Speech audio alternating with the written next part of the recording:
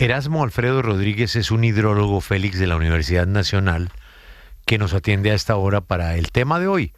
Soluciones, prevención. Aterricemos el problema independientemente de quién tuvo la culpa. Hidrólogo, profesor Erasmo Alfredo Rodríguez, buenos días. Escucho, Julio. Buenos días. Gracias.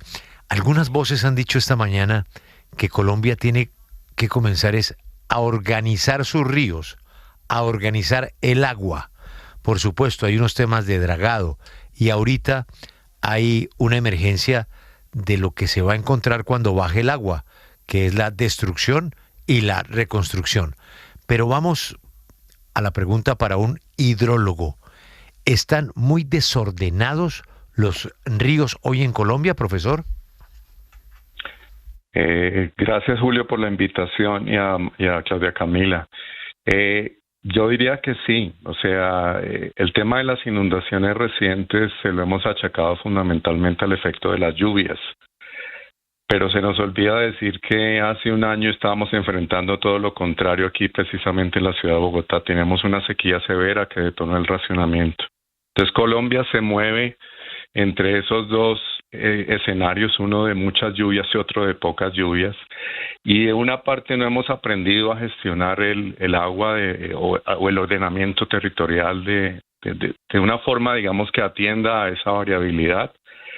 Pero no es solo tema climático, o sea, yo en el fondo creo que el problema ha sido la forma en que hemos ocupado y transformado el territorio. O sea, durante muchas décadas lo que hemos hecho aquí en Colombia es reducir las zonas naturales de inundación, encauzar los ríos, ocupar las planicies de los ríos y construir infraestructura en esas planicies sin ningún tipo de ordenamiento.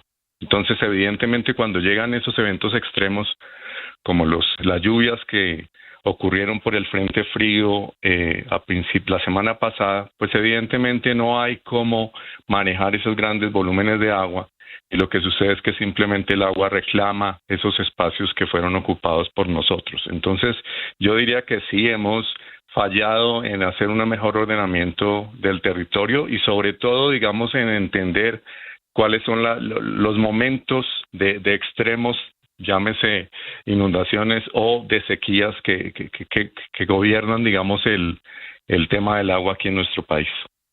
Profesor, en ese sentido y en la misma línea sale un concepto que es recuperar los pulmones del río. ¿En qué consiste y cómo esto puede ayudar a mitigar futuras emergencias en el país? Yo realmente el concepto es la primera vez que lo escucho, pero yo lo asociaría particularmente con el tema de las planicies de inundación. O sea, es esa zona del río que únicamente se inunda ante eventos extremos y que muchas veces es ocupada por diferentes personas en el territorio con el fin de colocar allí sus viviendas, de sembrar algunos cultivos y evidentemente, como lo acabo de decir, cuando llega un evento extraordinario, entonces esas planicies de inundación pues se inundan.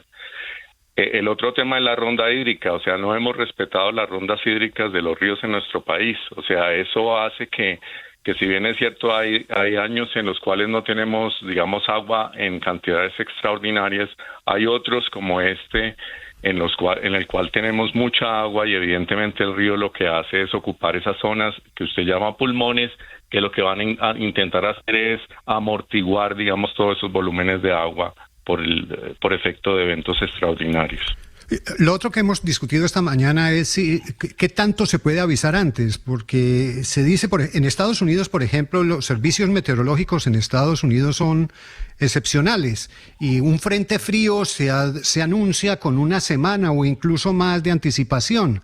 Y en Colombia, que tenemos excelentes profesionales también, ¿no será que necesitan más recursos? Porque estos fenómenos cada vez pueden ser más frecuentes y mientras más nos anticipemos y los diagnostiquemos antes, ¿se podrá tener una reacción más adecuada? Evidentemente es falta de recursos una parte, o sea, si el IDEAM o las agencias, las autoridades ambientales tuvieran más recursos, evidentemente podríamos hacer una mejor labor. En lo que respecta al pronóstico del tiempo en los Estados Unidos o en países de latitudes medias y altas, allí pronosticar el tiempo es relativamente fácil porque lo que sucede allí son frentes fríos, como usted lo menciona, que son muy fáciles de anticipar.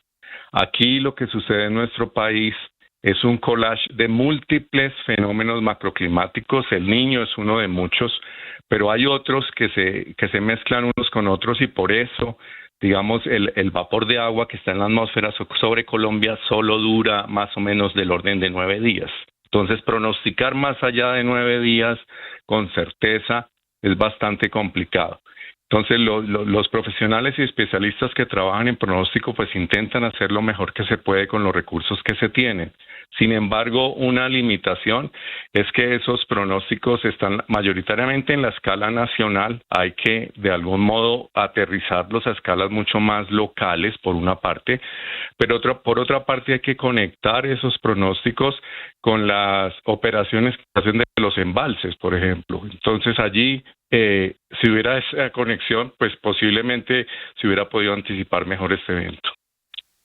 Profesor, le quiero poner un escenario hipotético. Si no hubiese en aquella región una represa como la de Urrá y estuviéramos viendo las mismas lluvias que hemos visto en estos días, ¿la situación hubiera sido peor o igual? Hubiera sido igual. Y la razón de mi respuesta es porque para los eventos extraordinarios que se ocurrieron la semana pasada, el embalse estaba totalmente lleno. Entonces el embalse no tuvo capacidad para amortiguar esos grandes volúmenes y lo que hizo fue simplemente lo que entraba, salía. Y entonces es como si hubiera sucedido que la represa no estuviera.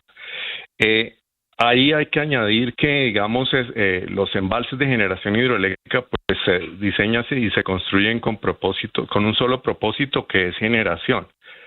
Y, digamos, como parte, digamos, de su operación, regulan parte de los caudales de exceso para liberarlos paulatinamente a lo largo del tiempo. Sin embargo, lo que yo considero importante es que se empiece a pensar en una operación multipropósito de esos embalses, que permita que no estén a picos súper llenos, sino que de alguna manera permitan que, digamos, eventos extraordinarios como el de la semana pasada, de algún modo puedan amortiguarse. Entonces, pasar de una operación monopropósito, fundamentalmente pensando en criterios de generación hidroeléctrica, a una operación multipropósito en donde se beneficie, digamos, también la sociedad en otros aspectos, digamos. Ahora, profesor, en términos de reconstrucción, estamos apenas en los primeros días posteriores a la emergencia. Falta que se logre drenar el agua, falta que entonces ya se empiece a retirar el barro. ¿Usted podría llegar a hacer un estimado de cuánto le puede llegar a costar al país volver a reconstruir los barrios, las poblaciones, los municipios que quedaron bajo el agua?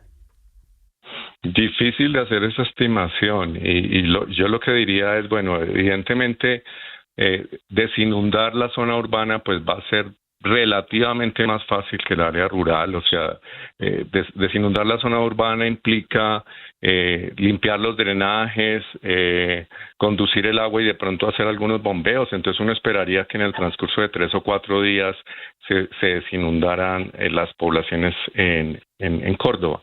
En la parte rural, evidentemente, eso sí va a tomar días o semanas, pensando en que es imposible evacuar el agua utilizando bombeo, por ejemplo. Lo que hay que hacer es limpiar también los drenajes y esperar que el tiempo pase para que naturalmente el agua transcurra a lo largo del río.